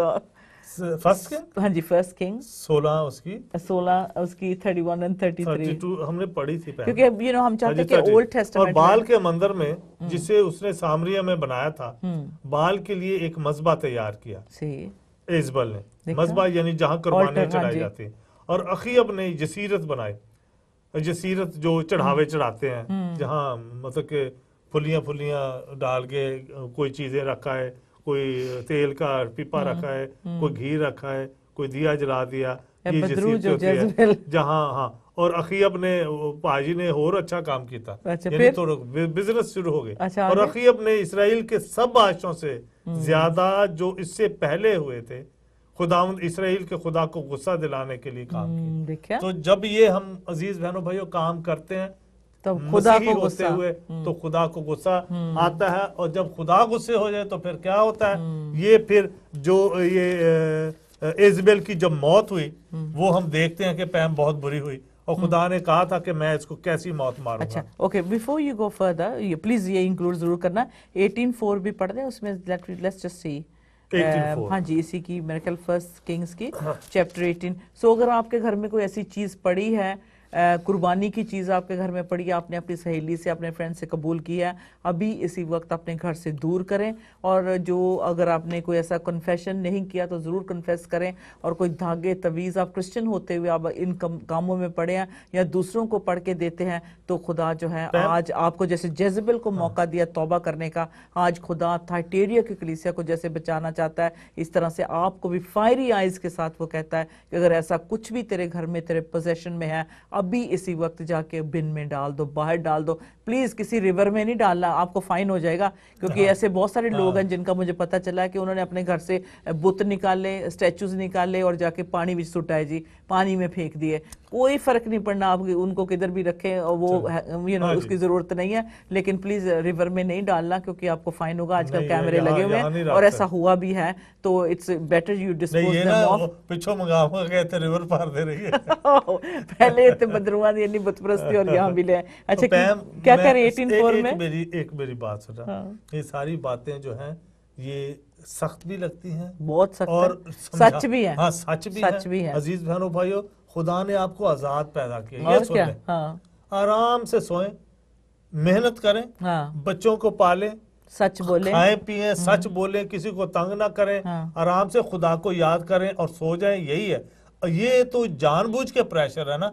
ये जो भी खुदा, एक ऐसे खुदा है जो भी खुदा इंसान को तंग करने की कोशिश करते हैं, वो समझे वो खुदा नहीं है। तो सजा है उनको फिर ना आगे हाँ, फर्ज करो मैं कहता हूँ कि ये पूरी रात में एक लाते खुलाते जो जी एक मुझे बताइए कोई ऐसा खुदा है कि मेरी एक टांग पे पूरी रात खड़ा होने से बड़ा खुश होगा? और इतनी सर्दी में नंगे पांव चल रहे हैं सड़कों पे, इतनी सर्दी में नहीं, इंग्लैंड मैं में वैसे मैंने कह- देखा पूजा करते पाठ करते हुए वो कहते हैं कि नंगे पैर चलते हैं, जो तो भी खुदा ने इन तो बातों में बाइबल खुश होता है। मुकद्दस में कहा है कि ना इंसान की कुर्बानी होनी चाहिए, हाँ। ना इंसान को इवन ये जो बाइबल में लिखा है, मैं किस दिन इस पर बात करेंगे, अपने जिस्म को गुदवाना, ये जो टैटू बनवाते हैं ना, हाँ, ये भी नहीं कर सकते, ये जो अलाउ। गुदवाना ये हराम है बाइबल में। मैंने ये कई नुकसान क्रिश्चियंस है। को देखा, उनको अगर कहे ना कि आपने टैटू क्यों बनवाया, आपको पता है ये मना, वो कहते हैं हाँ हमें पता मना, लेकिन हमें अच्छे लगते हैं। हाँ, फूल बना रहे हैं, खुशबू आती अच्छा, है। ये 18:4 में क्या कह रहे हैं फर्स्ट किंग्स में? 18:4 में अजीज बहनों भाइयों लिखा है, क्योंकि जब इजबेल ने खुदावंद के नबियों को कत्ल किया तो अब्दिया ने 100 नबियों को लेकर 50 ये पहले पढ़ चुके हैं, गारों में छुपा दिया। और सो अकीब ने अब्दिया से कहा कि मुल्क में गश्त करता हुआ पानी के सब चश्मों और सब नालों पर जा, शायद हमको कहीं घास मिल जाए जिससे हम घोड़ों खच्चरों को ये आपने पढ़ दिया था ना, पढ़ लिया। तो हाँ जी प्लीज इसे भी नोट कर लें। और अब हम मतलब इसको सम अप करेंगे। सरफराज आपने जो ऐड करना था उसकी मौत कैसे बुरी तरह से, क्योंकि खुदा ने कहा ये तौबा नहीं करेगी, सिक बेड पे जाएगी, बच्चों की मौत होगी, वो हमें प्लीज बता दें। पैम आप कुछ बात करें, मैं अच्छा फिर चलता हूँ हाँ आगे। तो जो बेबीलोन था, जो पुराना बेबीलोन था, वहां भी बहुत बुत परस्ती अच्छा, थी। लेकिन पैम सॉरी इस बात को तो कहेंगे कि वो मर गई, वो कुत्तों ने उसकी लाश खाई। ओह माय गॉड, उसकी लाश जो कुत्तों ने खाई, ठीक है ना, इज़बेल की, ठीक है। तो ये तो हम, लेकिन हम ये बताते हैं कि बाल के बहुत सारे नाम हैं। हाँ, वो तो हमने एक प्रोग्राम में किया इसमें था, कर रहे हैं और भी लिया। करेंगे, ताकि ये समझ लें कि ये सिर्फ बाल का जो बड़ा अच्छा कोई इंग्लिश का नाम रख लें तो समझे कि बहुत अच्छा बेटे का भाई नाम रख लेते हैं। कई लोग अपने बच्चों का नाम रखते हुए उनको नहीं समझ होती कि किस ये बुत से ताल्लुक रखता है, या हिस्ट्री में कौन सा को बुरा बंदा गुजरा है, उसको उनको ये नहीं पता होता। ये इन्होंने अपोलो वो नहीं छोड़ी थी स्पेस पे? हाँ जी, ये सारे वही नाम लेते हैं। ये देखो ग्रीक जो गॉडेसेस है उनसे ये इतने मुतासिर है, इतने इम्प्रेस है। अब मुझे मेरे सामने वो बातें खुलती जा रही हैं, बड़ी अपोलो जी, हाँ जो गया था वो उनके नाम से, शैतान है सारे। अच्छा, कोई अच्छा सा नाम ओके सरफराज, हमने रेवलेशन के जो लास्ट फ्यू वर्सेस है उसको खत्म करना है। ये आपने बता दिया कि कुत्तों ने उसके लाश को खाया। ओह माय गॉड, देखें क्या हाल हुआ जेज़ेबेल का। अच्छा, जो हमने पढ़ा था कहाँ तक, but hold fast what you have till I come and he who overcomes and keeps my works until the end, to him I will give power over the nations. He shall rule them with a rod of iron. They shall be dashed to pieces like the potter's vessels. As I also have received from my Father. Wow, praise the Lord. And I will give him the morning star. He who has an ear, let him hear what the Spirit says to the churches. So खुदावंद जी यही कह रहे हैं कि मैं उसको क्या दूंगा, मॉर्निंग स्टार दूंगा, उसको गिफ्ट दूंगा, रिवॉर्ड दूंगा। हर कलीसिया को जो है खुदावंद ने डिफरेंट जो रिवॉर्ड दिए हैं, उनके लिए रखे हुए हैं ताज, है ना, तो वो उनको देगा। तो खुदा ने कहा कि जिसके कान है वो सुने कि खुदा का रूह चर्चिस से क्या कह रहा है, कलीसियाओं से क्या कह रहा है जी। तो जो आइडोलेट्री और ये उनके आगे सेक्रीफाइसेस देना, इसमें हमारा कोई हिस्सा नहीं है। बेशक अपोस्टल पॉल हमें बहुत अच्छी तरह से बताते हैं 1 कोरिंथियंस चैप्टर 8:4 में, आप पढ़ सकते हैं अपने ओन टाइम पे, कि बेशक हम समझते हैं कि सारी चीज़ें हमारे लिए फ़ायदेमंद है, लॉफुल है, लेकिन हमें ये सोच समझ कर मतलब कि अगर कोई आपको दावत पे बुलाए तो उसके साथ आप ज़रूर जाकर बैठे उसके घर जा सकते हैं। कि हरामकारी करने 20 आयत बंदों को और मेरे बंदों को जो हरामकारी करने और बुतों की कुर्बानियां खाने की तालीम देकर गुमराह करती है। यीशु मसीह कहते हैं कि मेरे मसीही बच्चों को, मेरे जो डिसाइपल हैं, उनको जो गुमराह करके वो जो बुतों की कुर्बानियां खाने की तालीम देकर गुमराह करती है, वो इज़बेल है। इज़बेल आज भी हो सकती है। सही बात है। तो खुदावंद जी क्या कहते हैं कि अगर तो तुम मतलब रिपेंट करोगे, तौबा करोगे, तो जो है आपकी डेस्टिनी, आपकी मंजिल जो है, एक रॉयल जो अथॉरिटी मैं तुम्हें देना चाहता हूँ, जो तुम्हें ताज देना चाहता हूँ, वो at the end of the age हमें मिलेगा सरफराज। तो लेकिन जो ये जेज़ेबेल जो है, जो बुरे काम कराती है, अगर इसमें हम हिस्सा लेंगे तो हमारी जो डेस्टिनी है बहुत ही मतलब बुरी है, कोई डेस्टिनी नहीं, उसमें कोई मंजिल नहीं है हमारी। तो थाइटीरिया की कलीसिया से खुदावंद कहते हैं कि जिसके कान हो वो सुने, और वो जो चर्चिस जो इन झूठी तालीम को एक्सेप्ट करती हैं, उनके साथ हिस्सा डालती हैं, वो खुदावंद कहता है कि वो पूरी सज़ा की हकदार होंगी, जहन्नम की आग तक भी है कि फायर उनको मतलब मिलेगा। तो इसलिए जो है ना तो कोई बर्दाश्त करे, ना जेजबेल का कोई साथ दे, क्योंकि खुदावंद यीशु मसीह आखिर में अदालत करेंगे। और वो पहले से ही कह चुके हैं कि जो जेजबेल स्पिरिट जो है, जो अगर रोकती है अच्छा काम करने से और बुरी चीज़ों की तरफ आपको लेके जाती है, तो उसका अंत अच्छा ना होगा। तो इसलिए अच्छी तालीम लेनी है, किसी आजमाइश में पढ़ने की ज़रूरत नहीं, क्योंकि जो ऐसी जेजबेल होती है ये आपको इतना टेम्पटेशन में डाल देती है, आजमाइश में डाल देती है कि आप उसकी ऑफर को ना ही नहीं कर सकते। सो जो जेजबेल है it's with in the church, और उसी में से जो है लोगों को गुमराह कर रही है और कह रही है कोई फ़र्क नहीं पड़ता, अंदर भी चल जाओ, उधर भी चल जाओ, ऐ भी कर लो, वो भी कर लो, इस स्कूल भी चले जाओ, उसको नहीं। लेकिन जो खुदा के लोग हैं वो जब ऑफ कोर्स आप कहेंगे कि प्रेयर के लिए हम कहते हैं क्या, लोग बड़े रूहानी बातें करते हैं, ऐसे लगता है जैसे खुदा से डायरेक्ट हुए, तो पता लगता है कि सीधे वो पुराने अपने पीरों फकीरों को अब ये सारी जो रिस्पॉन्सिबिलिटी एक्चुअली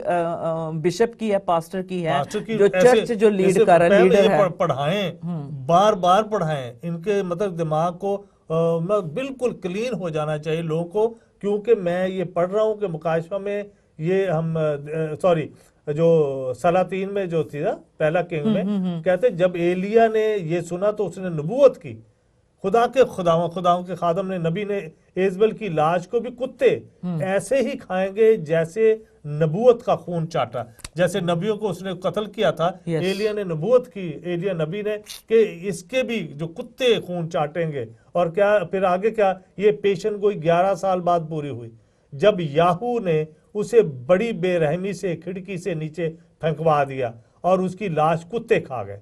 ये 2 सलातीन 9 बाप उसकी सहायतात और 30 और 37 आयत।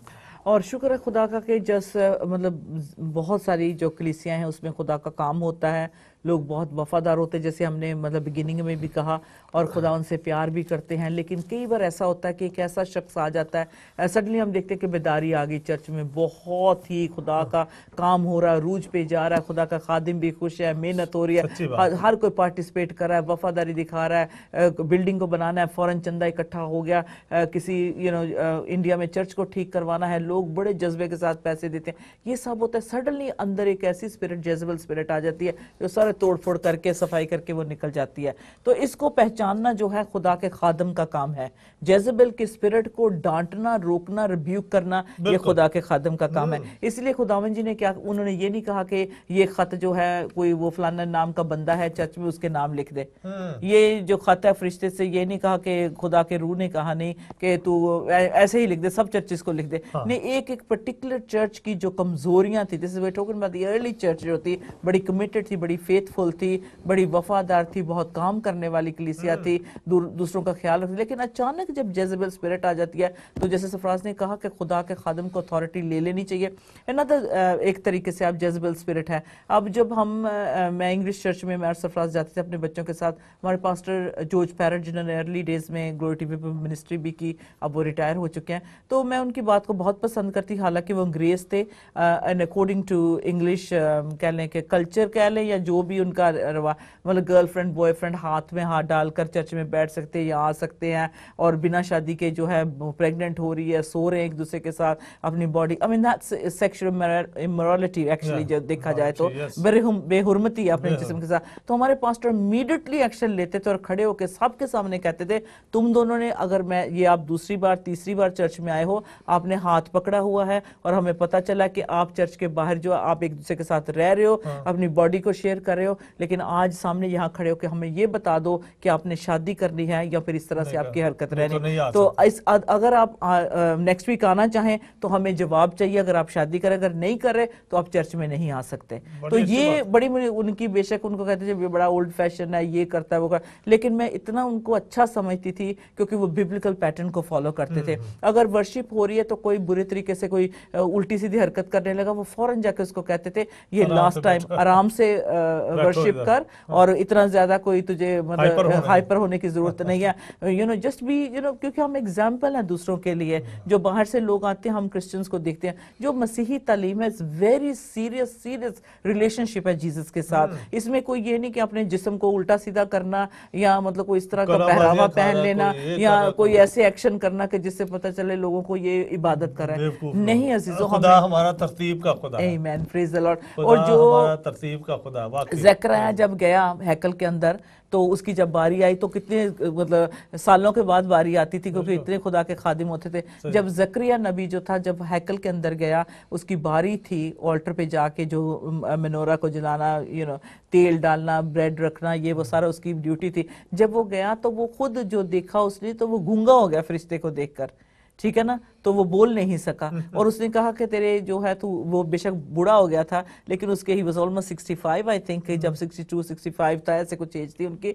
और उसे कहा गया, फरिश्ते ने कहा कि you are going become a father, और जो तेरी वाइफ है, मुझे पता है वो बूढ़ी है, लेकिन वो बच्चा जनेगी, वो यूहन्ना बपतिस्मा देने वाले को जन्म देने वाले। लेकिन ज़करिया ने बिलीव नहीं किया। अजीज़ों, दुआ करें कि हम जो सुनते हैं खुदा से, उस पर ईमान लाएं, उस पर यकीन करें, ताकि हम ज़करिया की तरह बुढ़े गूंगे ना हो जाए देखकर। तो जो है खुदा ने, जैसे फराज ने कहा, हमारा तरतीब का खुदा, डिसिप्लिन का खुदा है। There is no need for unnecessary actions in the church. बड़े मैं कहती हूँ सुलझे कपड़े पहनकर जाएं। इसको मैं अप्रिशिएट करता हूँ। चर्च ऑफ इंग्लैंड में जाएं, जो पुराने चर्चेस हैं, जनाब अली, चर्चेस के अंदर आप इवन टांग के ऊपर टांग रखनी भी नहीं चाहिए, रखनी भी नहीं चाहिए, बैठ नहीं सकते। यस, खुदा के बैठने। अब ये नहीं कि वो मना करते हैं जाके, पास्टर उतर के जाएगा, ये क्यों किया? नहीं, एक खुदा की रिस्पेक्ट है कि हम जिस शख्सियत, इतना बड़ा खुदा है जिसके हम सामने बैठे हों, कितनी अच्छे से सोबर बन के बैठे। जी बिल्कुल, ठीक है ना। ऐसे उल्टी सीधी हरकतें करनी शुरू कर दे तो चर्च में से, हमारे टाइम के जो चर्चेस थे, जो हमारे जो एल्डर थे, वो किसी बंदे को उठा के बाहर कर देते थे, चलो भी आप जाओ यहाँ से, दोबारा यहाँ नहीं नजर आना, जब ठीक हो जाओगे फिर आना। तो ये जो एक्ट की सॉरी अमाल की जो कलीसिया है, उसमें ये लिखा हुआ है, और बड़े चर्चेस इसकी मतलब के तरतीबवार बताया जाता है कि किस तरीके से, कैसे हुक्म, किस हुक्म के तहत आप किसी शख्स को कितने दिनों के लिए समझा सकते हैं, कितनी बार, और उसको कलीसिया के सामने समझा सकते हैं, और फिर कितने बार समझाने के बाद उसको कलीसिया से आउट कर सकते हैं। कलीसिया यानी एजिबल को निकालने के लिए तो आज पे हम डरते हैं लोग, तो एजबल ही जब चंदा ना कम हो जाए, अगर हम इसको डांटेंगे, चर्च से निकाल देंगे, वो चंदा नहीं हमें मिलेगा, फिर या उनकी फैमिली से हमें लिफ्ट मिल रही है, या उनके 10 मेंबर उस फैमिली के सारे रुक जाएंगे। ये जेजबल की स्पिरिट जब आती है, तो खुदा के खादिम को, क्योंकि लिखा है ये खत खुदा के खादिम को लिखे हुए, और ये ना कि सिर्फ थाइटेरिया के कलीसिया के लिए, बट इस फॉर ऑल चर्चेस, सब चर्चेस के लिए है। अगर आज के चर्च के लिए, आज के लिए तो ज्यादा इसको पढ़ना चाहिए और समझाना चाहिए। और अगर आपकी चर्च में ऐसी जेजबल स्पिरिट है, तो प्लीज उसका कान पकड़े, उसको साइड पे करें, और कहें कि आज के बाद आपकी मन मर्जी नहीं चलने वाली, इसमें खुदा के, और खुदा ने मुझे एज ए प्रीस्ट अपॉइंट किया है, मैं पास्टर हूं, मैं खादिम हूं, और मुझे अब समझ आ गई है कि आपकी वजह से ये जो ट्रबल हो रही है, मैं इसे खत्म करना चाहता हूं, और मुझसे अगर कोई गलती हुई तो मुझे माफ करना, आइंदा आपने इस चर्च में नहीं आना। और आपको अथॉरिटी ये दी है खुदा ने कहने की। बिल्कुल, उसमें एल्डर भी शामिल होते हैं, कानून है, ये कानून बाइबल के कानून है इसमें। तो ये चर्चेस, बड़े चर्चेस ने बनाए हुए हैं कि किस तरह कोई आके, ये तो नहीं ना कि कोई आके चर्च में घुसे और पत्थर मारने शुरू कर दे, या किसी को गालियां निकालनी शुरू कर दे। हर चर्च का एक जो उसका लॉ होता है, उस लॉ के तहत आप ऐसा कर सकते हैं। लेकिन प्रॉब्लम पता क्या है, जब एजबल पैदा हो जाती है चर्चेस के अंदर, बड़े पाजी होते, बड़े पीछे पीछे फिरते हैं कई लोग, ये जो है हमें कई लोग उसका साथ देते हैं कि एजबल प्यारी बड़ी लगती है। वही तो कहते हैं कि ये हैरानगी की बात है कि जेजबेल ने इतने लोगों को पीछे कैसे लगा लिया, और उसको लोग कैसे मानने लगे कि यीशु को उसे रिब्यूक करना पड़ा, और यीशु को आके कहना पड़ा कि तू अपने इन हरकतों से तौबा कर। बड़ी बात है। तो ये उसके पीछे लोग लग जाते हैं। तो ये खुदा के खादिम को डिसर्नमेंट की स्पिरिट होनी चाहिए, रूहों को परखने की होनी चाहिए, गिफ्ट होना चाहिए, ताकि वो परखे और खुदा से जाए, रोज़ा रखे, अपने कमरे में रहे, दुआ करे, पढ़े, और खुदा से कम 2 घंटे दुआ करे, ताकि खुदा उसे बताए कि बेटा मेरे मेरे बच्चे तूने आज क्या करना है, किस तरह। हालेलुया। फिर क्या होगा, जो है जब आप रिब्यूक करेंगे, जब उसे झिड़का मारेंगे, उसको उसको तंबी करेंगे, तो वो वाकई ही वो फैमिली जो शख्स जो है वो तौबा करेगा और वो जो सुकून आपकी कलीसिया असल में में होगा। पैम एजबल जैसी रूहों को भी बचना चाहिए, हाँ। उनके लिए दुआ करनी चाहिए। हम ये नहीं कि वो ही बहुत एजबल नहीं, जो है, लेकिन वो और ट्रबल ऐसी इसके वो रूहें भी सोचते हैं कि हम ठीक कर रहे हैं। ऐसी हम सीरत वाली चीजें और बंदे भी हो सकते हैं, बहनें भी हो सकती हैं ऐसे एजबल। अब एक ऐसा नाम कर लें, उसमें शख्सियतें भी हैं, बंदे भी हैं, और ये जो स्पिरिट है, औरतें भी हैं। कंट्रोलिंग स्पिरिट है, हाँ। ये कॉम्प्रोमाइज करने के लिए कह रही है। तो ये जो सारी बातें और हैं थाइटीरिया के हटाने के कलीसिया लिए से पैम, असल में खुदा वही से कि दूर ये करने फितना वाले है, हैं, खुदा से दूर करने के करने लिए। का। खुदा बाप आप सबको बहुत बरकत दे। और ये तो आज हमने और देखा चौथी कई कलीसिया, ज्यादा कोई बात हुई तो माफी आपसे चाहते हैं। चौथी ये कलीसिया सीखने ये वाली बात है। थाइटेरिया की कलीसिया थी। अगले हफ्ते खुदा ने चाहा तो जरूर हम सार्दिस की कलीसिया पे गौर करेंगे। खुदा बाप आप सबको बहुत बरकत दे। आमीन। जय मसीह की शालोम।